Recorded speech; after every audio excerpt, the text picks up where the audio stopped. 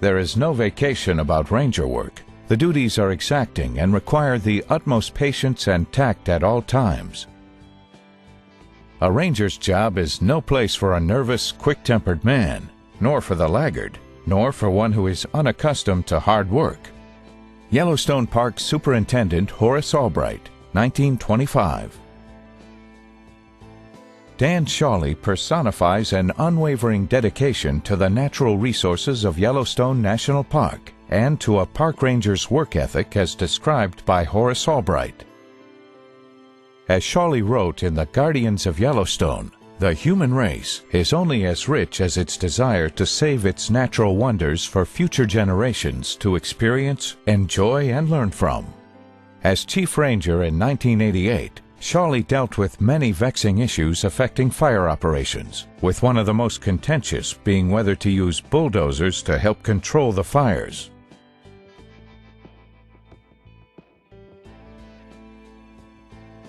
The bulldozer issue was one of the most controversial issues that went on in the park. It tested the trust between the agencies, the tactics. Were we sincere and serious about actually trying to suppress the fires? We were challenged by other agencies when they came into the park as an incident command team that we were actually getting in the way and inhibiting suppression actions and tactics and strategies by denying bulldozers. In our experience early on in the fires was that the fires were such that they were spotting out, you know, up to over a couple of miles actually, but certainly, you know, over a quarter mile, hundreds of yards.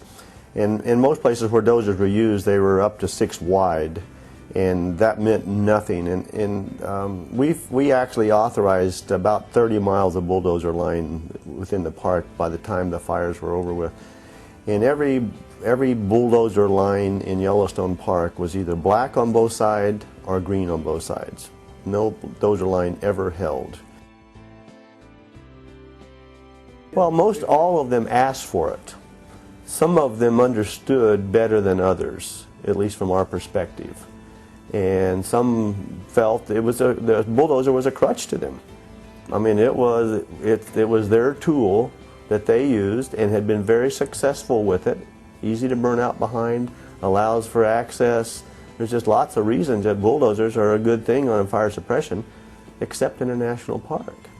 And we felt that the national park values exceeded the political value of continuing to you know, tear up the land, and that likelihood of it working, it was going to be green on both sides or black on both sides anyway.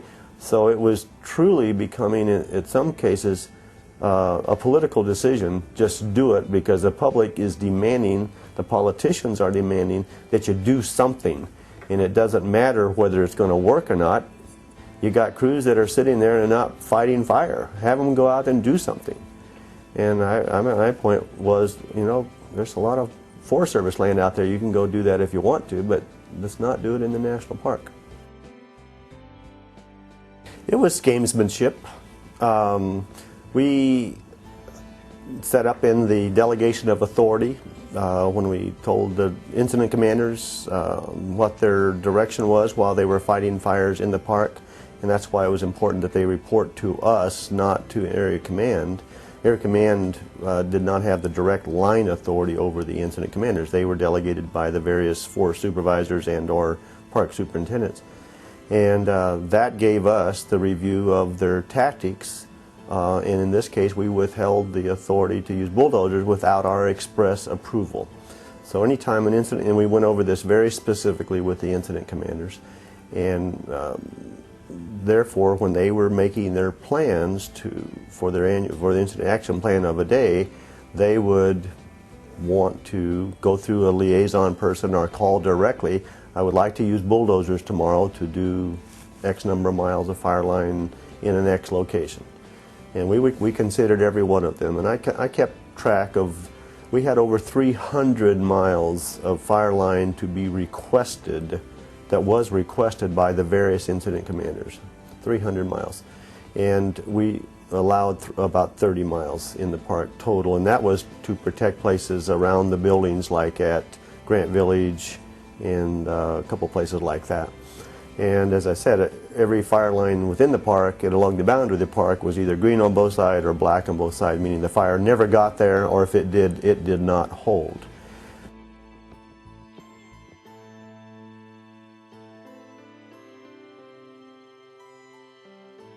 Obtain a copy of Dan Sholly's book, Guardians of Yellowstone, an intimate look at the challenges of protecting America's foremost wilderness park. Much of Guardians is about the Yellowstone fires, but other issues are also discussed: law enforcement and grizzly bear management. In reading the book, try to view it as not just a good read, which it is, but as a triggering point for your own self-reflection. What role does your own land ethic play in the decisions you will have to make as a fire manager? Is it possible to manage a park or wilderness fire without having a land ethic?